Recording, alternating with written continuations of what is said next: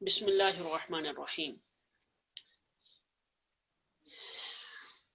ये बात तो आपके जहन में होगी कि पिछले 2 दिन से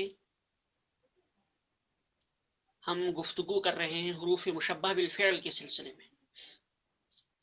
अभी तक हमने हुरूफ मुशब्बह बिल फ़िअल में से सिर्फ इन्ना के बारे में बहस की है, इन्ना के बारे में बात की है। जो अमल इन्ना का है वही अमल दीगर हुरूफ मुशब्बह बिल फ़िअल का है, क्योंकि इन्ना और दीगर हुरूफ अमल के सिलसिले में यकसा हैं। इन्ना के बारे में आपको मालूम है कि वो जुमला इस्मिया पे दाखिल होता है, यानी मुब्तदा और ख़बर पे दाखिल होता है। मुब्तदा और ख़बर पर दाखिल होने के बाद वो इस्म यानी मुब्तदा को नस्ब देता है, ज़बर देता है, और ख़बर को बरकरार रखता है, उस पर कोई अमल नहीं करता। और माना के एतबार से इन्ना जुमले में ताकीद पैदा करता है। अब देखिए, इसमें जो दीगर हुरूफ हैं, माना के एतबार से हर हर्फ का मामला अलग है। मैं आपको स्क्रीन पे लेके चलता हूं, वहीं हम बहस करते हैं, गुफ्तगू हम वहीं करेंगे। अद्दरसुल खामिसु वस्सलासून, 35वां सबक। आज हमारे सिलसिले का 35वां सबक है, हुरूफ मुशब्बह बिल फ़िअल, सबक नंबर 3। ये जो 3 नंबर दिया हुआ है, इसका मतलब है हुरूफ मुशब्बह बिल फ़िअल से मुताल्लिक हमारा तीसरा सबक है। पिछले सबक में आपने हुरूफ मुशब्बह बिल फ़िअल में से इन्ना का बयान पढ़ा। आज के सबक में दीगर हुरूफ भी आपके सामने आएंगे। क्या हैं? हुरूफ मुशब्बह बिल फ़िअल कुल 6 हुरूफ हैं। ये हुरूफ कुल कितने हैं? 6। क्या क्या? ये लाल रंग में आपके सामने आ रहे हैं। इन्ना, अन्ना, गोया एक है हमजा के जेर के साथ इन्ना, दूसरा है हमजा के जबर के साथ अन्ना। कअन्ना, लैता, लाकिन्ना, लअल्ला। ये हुरूफ देखिए, ये कुल 6 हुरूफ हुए। इन्ना, अन्ना, कअन्ना, लैता, लाकिन्ना, लअल्ला। इन्ना, अन्ना, कअन्ना, लैता, लाकिन्ना, लअल्ला। ये 6 हुरूफ आपके जहन में होने चाहिए। इनका अमल भी आपके जहन में होना चाहिए।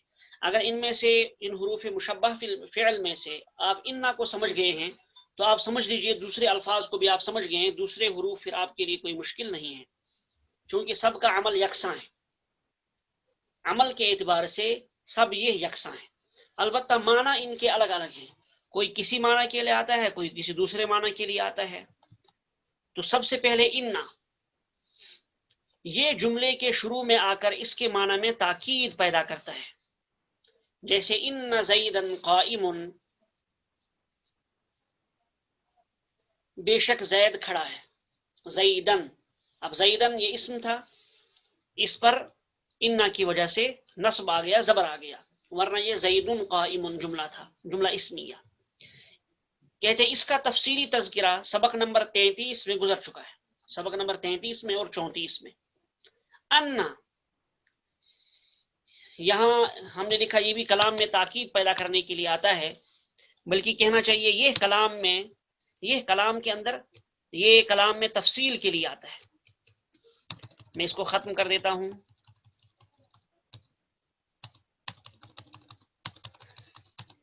ये कलाम के अंदर, ओह ये तो सारा ही खत्म हो गया।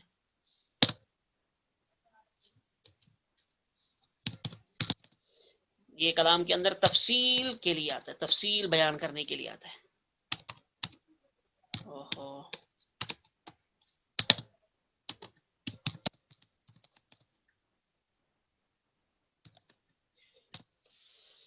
चलिए, ये कलाम के अंदर तफसील बयान करने के लिए आता है।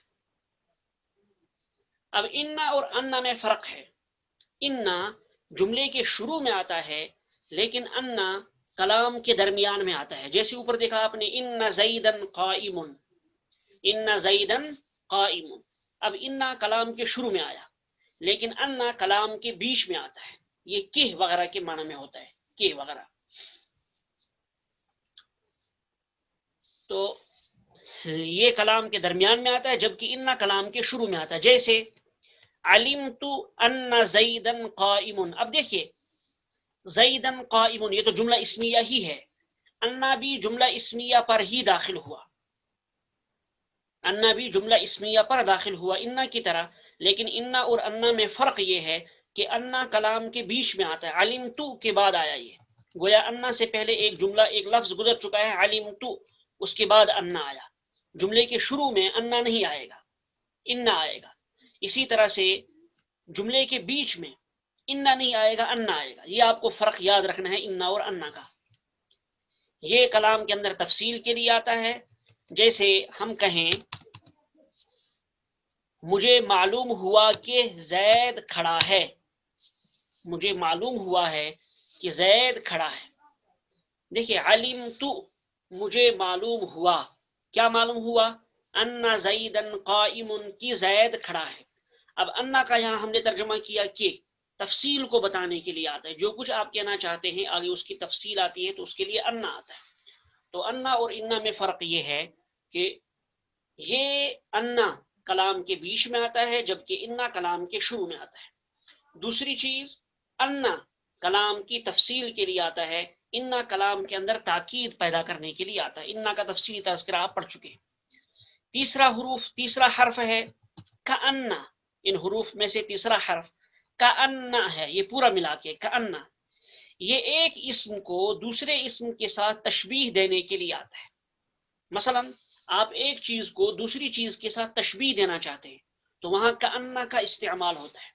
یہ کأن بھی کلام کے شروع میں آئے گا اور جملہ اسمیہ پہ داخل ہوگا. جملہ اسمیہ یعنی مبتدا اور خبر پہ داخل ہوگا. مبتدا اور خبر پر داخل ہونے کے بعد مبتدا کو یہ اپنا اسم منصوب بنا دے گا اور خبر مرفوع ہی رہے گی. جیسے یہاں آپ دیکھ رہے ہیں مثال میں کأن زیدن اسد، کأن، تو کأن حرف تشبیہ، اس کو کیا کہیں گے ہم؟ کأن حرف مشبہ بالفعل برائے تشبیہ، زیدن اس کا اسم ہے اور اسدن اس کی خبر ہے. کل کے سبق میں آخر میں آپ کو یہ دکھایا گیا تھا زید شیر کی طرح ہے. کأن زیدن اسدن اگر ہم لفظی ترجمہ کریں گے کأن زیدن اسدن گویا کہ زید شیر ہے. چلو میں وہی لفظی ترجمہ لکھ دیتا ہوں.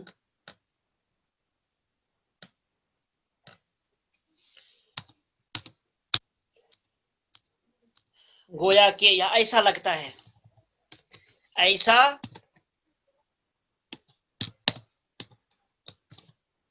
لگتا ہے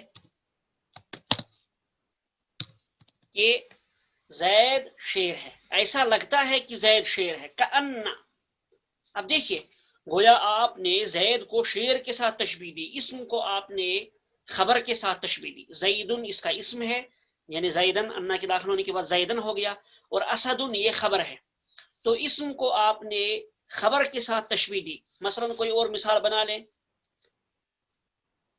جیسے آپ کہیں مثال کے طور پر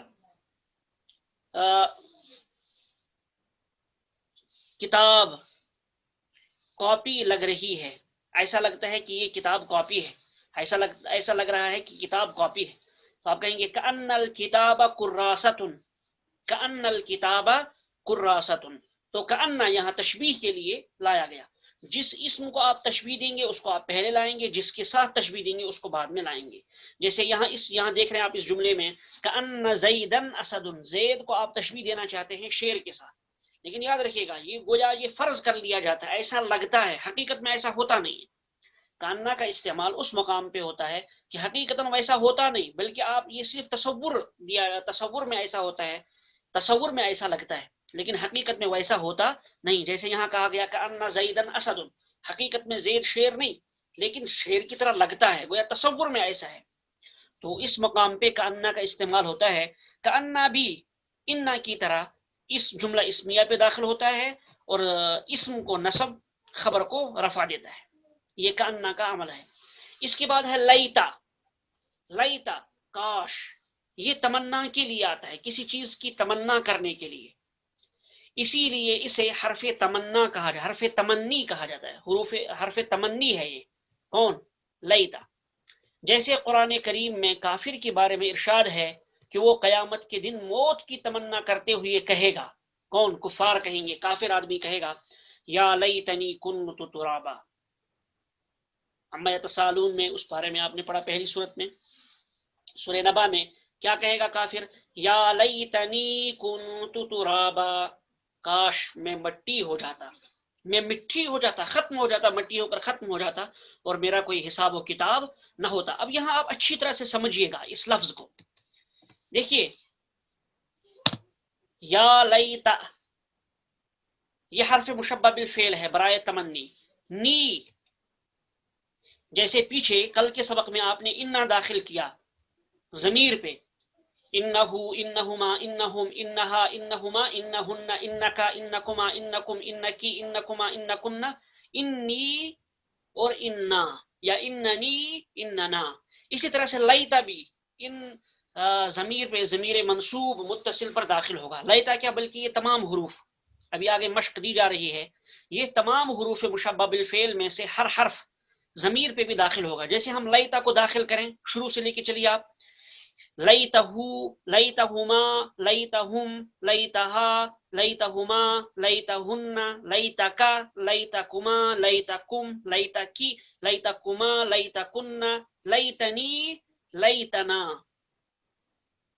تو لیتا یہ حرف مشبہ بالفعل ہے. دیکھیے یہ اصل میں ہے یا حرف ندا ہے، یہ الگ ہے، یہ ہے یا میں، یہ اصل میں یوں ہے عبارت. دیکھیے گویا یا لیتنی یہ تین لفظ ہیں. یا الگ لفظ ہے، بلانے کے لیے پکارنے کے لیے آتا ہے، اور لیتا یہ حرف مشبہ بالفعل ہے، اور نی یہ ضمیر ہے، یعنی نی اس کے اندر جو یا ہے یہ ضمیر ہے، ضمیر منصوب متصل. گویا یا لیتنی یہ تین لفظوں سے مل کر بنا ہے. ٹھیک، اب اس کو ہم جوڑ دیتے ہیں، اس کو ہم ملا دیتے ہیں تاکہ اب بات آپ کی سمجھ میں آ گئی ہوگی، تو لہٰذا اس کو ہم جوڑ دیتے ہیں. دیکھیے یہاں تک تو جڑ گیا، لیکن قرآن کریم میں کچھ یوں ہے، اس لیے ہم ویسے ہی رکھیں گے اس کو. یہ یا لیتنی یا، تو یا الگ ہے، یہ حرف ندا ہے، لیتا یہ حرف مشبہ بالفعل ہے، نی یہ ضمیر ہے، ضمیر منصوب متصل. اس کو اچھی طرح سے سمجھیے آپ. تو دیکھیے لیتا یہ تمنی کے لیے آتا ہے، کسی بھی چیز کی تمنا کرنا چاہیں آپ تو لیتا کا استعمال کریں گے. جیسے آپ کہیں گے لیتنی کنت فی البیت، کاش میں، کنت فی بیتی کا، کاش میں آپ کے گھر میں ہوتا. لیتنی کنت فی بیتی کا، کاش میں آپ کے گھر میں ہوتا. لیتنی کنت فی بیتی، کاش آپ میرے گھر میں ہوتے. تو لیتا اس کے ساتھ ہم نے نون ملا دیا، لیتنی لیتکا کنت فی بیتی، کاش آپ میرے گھر میں ہوتے. تو یہاں ہے یا لیتنی کنت ترابا، یا لیتنی کنت ترابا، یا الگ ہے لیتا الگ ہے. آپ اچھی طرح سے سمجھ گئے ہوں گے. تو اصل مجھے بتانا یہ ہے یا حرف ندا لیتا یہ ہے حرف مشبہ بالفعل، حروف مشبہ بالفعل میں سے لیتا. تو یہ ضمیر پہ داخل ہو گیا، اس کا جو اسم ہے یہاں یہ ضمیر ہے، یا ضمیر اس کا اسم ہے، اور کنت ترابا اس کی خبر ہے. تو لیتا کے بارے میں خلاصہ کیا ہوا، آپ نے کیا سمجھا کہ لیتا کسی چیز کی تمنا کرنے کے لیے استعمال ہوتا ہے، اسی لیے اس کو حرف تمنی کہا جاتا ہے. جیسے قرآن کریم میں ہے یا لیتنی کنت ترابا، کاش میں مٹی ہو جاتا، کاش میں مٹی ہوتا، ختم ہو گیا ہوتا مٹی ہو کر، تاکہ میرا حساب و کتاب نہ ہوتا. آگے چلیے، حروف مشبہ بالفعل میں سے پانچواں حرف کیا ہے؟ لعل. لعل یہ شاید کے معنی میں، اور لیتا کاش کے معنی. اس کو میں لکھ دیتا ہوں آگے تاکہ آپ کو آسانی رہے. یہ ہے کاش کے معنی میں، تمنا کے لیے. اور لعل، لعل یہ شاید کے معنی میں. لعل کسی موقع پہ جب ہمیں کسی کام کے ہونے یا نہ ہونے کی امید ہو تو وہاں ہم اردو میں شاید کا لفظ استعمال کرتے ہیں. جیسے آپ نے پوچھا کیا فلاں کام ہو گیا، تو کسی نے پوچھا فلاں کام ہو گیا، آپ نے کہا شاید ہو گیا ہوگا. تو گویا شاید آپ نے کہا، یہ شک ہے، لیکن امید ہے آپ کو کہ ہو گیا ہوگا، ہوا ہوگا، اس لیے آپ نے شاید کا لفظ استعمال کیا. اس لیے آپ نے کہا شاید ہو گیا ہوگا، شاید نہیں ہوا ہوگا. تو جس چیز کی آدمی کو امید ہوتی ہے اردو میں ہم وہاں پر شاید کا لفظ استعمال کرتے ہیں، یا جس کو چاہتا ہے آدمی کہ یہ ہوا ہونا چاہیے، چاہے ہوا ہو یا نہ ہوا ہو، لیکن امید کو ظاہر کرتا ہے. یا عربی میں اس کے لیے آتا ہے لعل. لعل اس کو حرف ترجی کہا جاتا ہے. یہ حرف ترجی یعنی امید پر دلالت کرنے والا حرف کہلاتا ہے. یہ کسی چیز کے بارے میں امید کو بتانے کے لیے آتا ہے. جیسے لعل زیدن جالس، شاید زید بیٹھا ہوا ہے. لعل زیدن جالس، شاید زید بیٹھا ہوا ہے. تو لعل شاید شک اور امید کو بتانے کے لیے آتا ہے. یہ حروف مشبہ بالفعل میں سے ہے. یہ بھی آپ دیکھ رہے ہیں لعل زیدن جالس، یہ اصل میں تھا زیدن جالس، زید بیٹھا ہوا ہے، لیکن جب آپ نے لعل اس پر داخل کیا تو مبتدا یعنی زیدن وہ زیدن ہو جائے گا اور جالسن جالسن ہی رہے گا. چھٹا اور آخری حرف ہے ان میں سے حروف مشبہ بالفعل میں سے لاکن. چھٹا کیا ہے؟ لاکن. یہ اردو میں لیکن کی جگہ استعمال ہوتا ہے. جہاں اردو میں ہم لیکن کا استعمال کرتے ہیں وہاں عربی میں لاکن کا لفظ استعمال کرتے ہیں. اس کو حرف استدراک کہا جاتا ہے، یعنی کلام سابق سے کسی بات کے استثناء کے لیے آتا ہے. کیا ہے مطلب کسی بات کا استثناء کرنا؟ آپ گفتگو کر رہے ہیں، گفتگو کے بارے میں گفتگو کے دوران آپ کسی چیز کو حکم سے الگ کرنا چاہتے ہیں. مثلا آپ نے کہا میں فلاں ساتھی کے گھر گیا. جب آپ نے کہا اس کے گھر گئے آپ، اب ذہن میں یہ آیا تھا شاید کھانے وغیرہ کا آپ نے اس نے آپ کو پوچھا ہوگا، آپ نے کھایا ہوگا، تو آپ آگے اس جو ذہن میں سوال پیدا ہو گیا تھا اس سوال کو دور کرنے کے لیے آپ کہہ رہے ہیں لیکن اس نے کھانے وانے کے لیے نہیں پوچھا، اس نے کھانا وغیرہ کھانے کے لیے نہیں کہا. اب دیکھیں ہمارے ذہن میں جو سوال پیدا ہو گیا تھا کہ شاید آپ نے وہاں یہ کام بھی کیا ہوگا، تو فوراً آپ نے اس کا جواب دے دیا لاکن کے ذریعے، لیکن کے ذریعے. تو ایسے موقع پہ لاکن کا استعمال ہوتا ہے. گویا یہ لاکن دو جملوں کے بیچ میں استعمال ہوگا، اکیلا شروع میں استعمال نہیں ہوگا. لاکن کا استعمال یہ جملے کے اندر ہوگا کہ کلام پہلا جملہ جو ہے اسے کوئی بات سمجھ میں آ گئی، کوئی بات ہمارے ذہن میں آئی، سوال، اس سوال کو دور کرنے کے لیے آپ نے لاکن کہا. میں آپ کے گھر آؤں گا لیکن رات کو نہیں رہوں گا. اب دیکھیے میں آپ کے گھر آؤں گا، آپ کے ذہن میں یہ امید بیٹھی تھی، آپ نے سوچا تھا شاید رات رہیں گے، لیکن ہم نے لاکن کے ذریعے آپ کے ذہن میں اس پیدا ہونے والے سوال کی تردید کر دی. تو ہم نے کہا نہیں، لیکن میں رات نہیں رہوں گا. اب ایسے ہی موقع پہ اردو میں لاکن کا استعمال ہوتا ہے. اسی کو کہتے ہیں استدراک. یہ حرف استدراک کہلاتا ہے، یعنی کلام سابق سے کسی بات کے استثناء کرنے کے لیے آتا ہے. یعنی کلام سابق سے جو بات ہمارے سمجھ میں آئی تھی، جو ذہن میں سوال پیدا ہو گیا تھا، اس سوال کا جواب دینے کے لیے یا اس پر رد کرنے کے لیے آتا ہے. جیسے الطلاب ذهبوا، طلبا گئے، الطلاب طلبا ذهبوا گئے. تو الطلاب ذهبوا طلبا گئے. اب دیکھیے آپ نے کہا اسٹوڈنٹس چلے گئے، اب ان طلبا میں زید بھی شامل ہے، تو ذہن میں یہ آیا کہ زید بھی گیا ہوگا، لیکن آپ نے فوراً کہا لیکن زید نہیں گیا. اب ایسے موقع پہ آپ لاکن کا استعمال کریں گے، اس لیے کہ ذہن میں یہ بات بیٹھی تھی کہ زید بھی چلا گیا. تو الطلاب ذهبوا طلبا چلے گئے، لاکن زیدا لم یذهب لیکن زید نہیں گیا. لاکن زیدا لم یذهب لیکن زید نہیں گیا. اب لاکن کا استعمال کہاں کیا آپ نے؟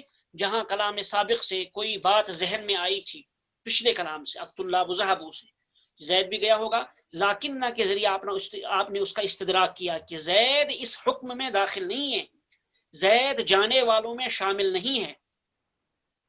جیسے آپ کہیں گے اکلنا الطعام ولکن زیدا لم یاکل، ہم نے کھانا کھا لیا لیکن زید نے نہیں کھایا. ہمارے ذہن میں آیا تھا زید بھی کھا چکا ہوگا، لیکن آپ نے استدراک کیا، آپ نے کہا لیکن زید نے نہیں کھایا. اب لاکنہ کا استعمال بھی آپ سمجھ گئے ہوں گے، لاکنہ کا مفہوم اور اس کے معنی کو آپ سمجھ گئے ہوں گے. تو لاکنہ بھی انہ وغیرہ کی طرح استعمال ہوتا ہے، جملہ اسمیہ پہ داخل ہوتا ہے. تو زیدن جو کہ مبتدا ہے، اسم ہے، اس کو لاکنہ نے نصب دے دیا. تو آگے چلیے الامثلہ، مثالیں. مثالوں کی طرف بڑھنے سے پہلے آپ یہ بات ذہن میں رکھیے، یہ حروف مشبہ بالفعل اسم پر ہی داخل ہوتے ہیں. یعنی جس جملے پر یہ حروف مشبہ بالفعل داخل ہوں گے اس کا پہلا جز اسم ہی ہوگا. فعل پہ کبھی یہ حروف داخل نہیں ہو سکتے، حروف مشبہ بالفعل۔ مندرجہ ذیل جملوں پر حروف مشبہ بالفعل کو داخل کریں۔ دیکھیے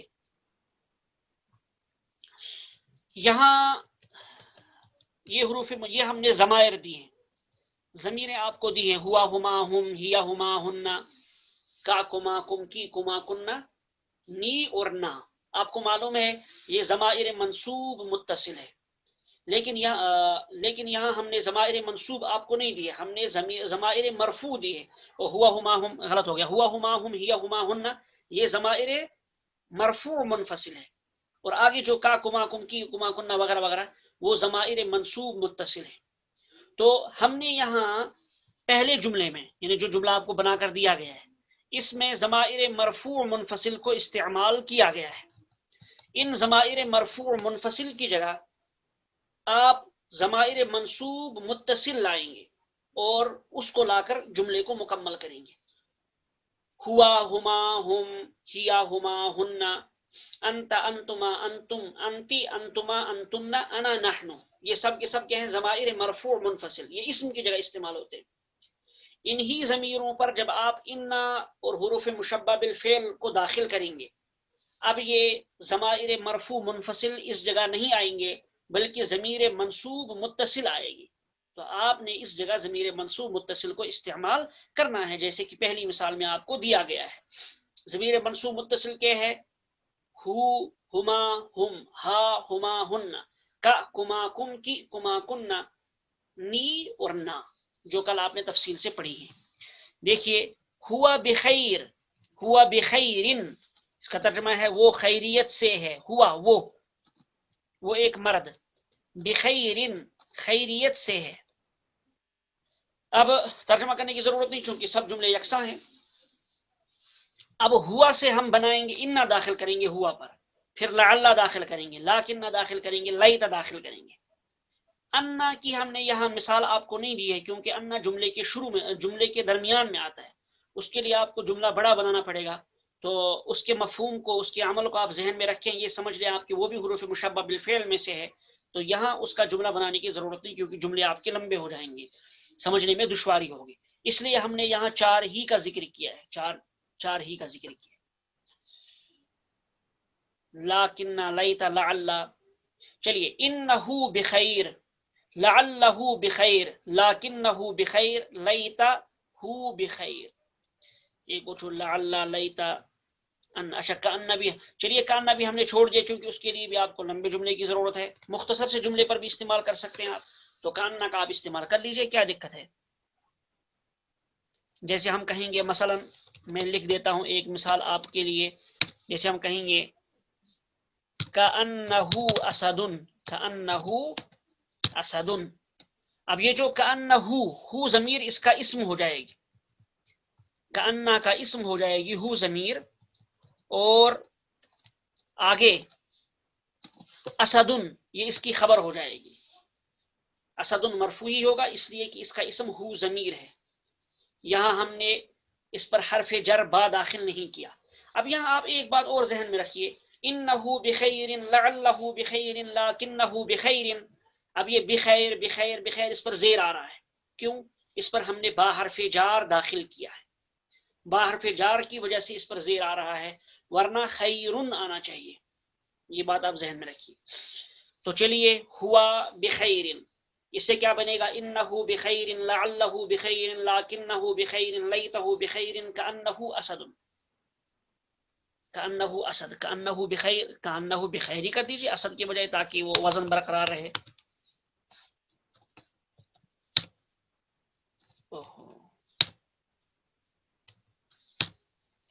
کأنہ بخیر، چلیے تاکہ آپ کی سہولت رہے، کأنہ بخیر، گویا کہ وہ ایسا لگتا ہے کہ وہ خیریت سے ہے، با حرف جر ہم نے ہر جگہ داخل کیا۔ اب ان تمام ضمائر کو آپ دیکھ لیجئے ایک مرتبہ نیچے تک، اسی طرح سے ان تمام ضمائر کو استعمال کرنا ہے، حروف مشبہ بالفعل کو ان ضمائر کے ساتھ۔ ہوا بخیر، ہما بخیر، ہم بخیر، ہی بخیر، ہما بخیر، ہن بخیر، انت بخیر، انتما بخیر، انتی انتن بخیر، انتما بخیر انتم بخیر جمع مذکر، انتی بخیر انتما بخیر انتن بخیر انا بخیر نحن بخیر نحن بخیر۔ اب یہاں ہم نے یہ جو شروع میں تمام ضمائر ہیں انا نحن انتا انتما انتم انتی وغیرہ وغیرہ، یہ سارے ضمائر مرفوع منفصل ہیں۔ ان ضمائر کی جگہ جب آپ ضمائر منصوب متصل داخل کریں گے، اس لیے کہ ان پر انا وغیرہ داخل نہیں ہو سکتا، حروف مشبہ بالفعل ان پر داخل نہیں ہو سکتے، بلکہ ضمیر منصوب پر داخل ہوں گے، تو لہٰذا ہم کیا ہما وغیرہ یہ ضمائر منصوب سے بدل جائیں گے۔ مثلا انہم ہے، ہم کون سی ضمیر ہے؟ ہم ضمیر مرفوع منفصل برائے جمع مذکر غائب۔ اب یہاں آپ نے ضمیر منصوب متصل برائے جمع مذکر غائب استعمال کرنی ہے، تو وہ کیا آتی ہے؟ ہم ہی آتی ہے، ہما ہم، تو ضمیر منصوب متصل بھی ہم ہی آئے گی، تو آپ کہیں گے انہم بخیر۔ ہیا یہ ضمیر مرفوع منفصل ہے برائے واحد مؤنث غائب، لیکن اس ہیا کی جگہ جب آپ ضمیر منصوب متصل استعمال کریں گے، آپ کو معلوم ہے کہ وہ ہیا نہیں ہے، بلکہ ہیا کی جگہ ہا آئے گا، ہما ہم ہا ہما ہن، اب ہا ہو جائے گا، تو ان اب کہیں گے انہا بخیر لعلہا بخیر لیتہا بخیر لیکنہا بخیر وغیرہ وغیرہ۔ تو یہ حروف مشبہ بالفعل ہیں، ان کو آپ استعمال کیجئے، ان ضمائر مرفوع منفصل کو آپ ضمائر منصوب متصل سے بدل دیجئے۔ بس یہی ہے آج آپ کا سبق، اس کو آپ اچھی طرح سے سمجھیے تاکہ ہم آگے بڑھیں آسانی کے ساتھ۔ کل سے انشاءاللہ کلاس چلیے۔ سبحان اللہ وبحمدہ، سبحانک اللہم وبحمدک، ونشہد ان لا الہ الا انت ونستغفرک۔